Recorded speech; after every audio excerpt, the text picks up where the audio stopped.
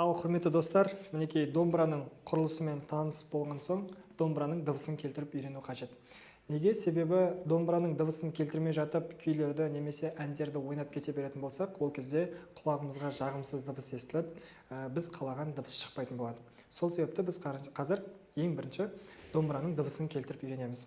Ол үшін бізге домбыра тюнер дейтін программа бойынша жасайтын боламыз. Сіздер басқа да программалармен жасай берсеңіздер болады.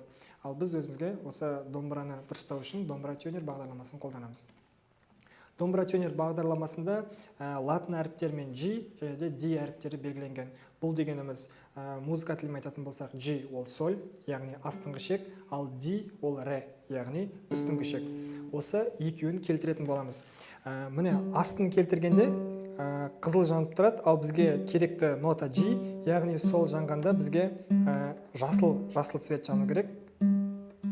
Бұлай төмен жоғары бұрап отырып, осылай өзімізге қажетті G нотасын тауып аламыз. Ал енді үсті D, яғни ре нотасын келтіреміз қазір.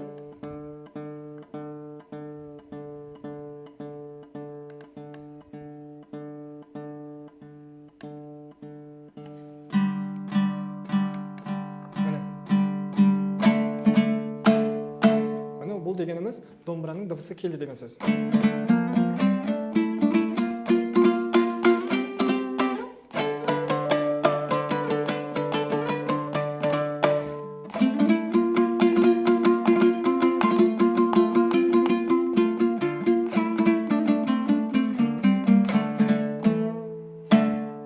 Мінекей осылай домбыраның дыбысын келтіріп аламыз, және де содан кейін келесі сабақтарыңызға, келесі ән күйлеріңізге көше берсеңіздер болады.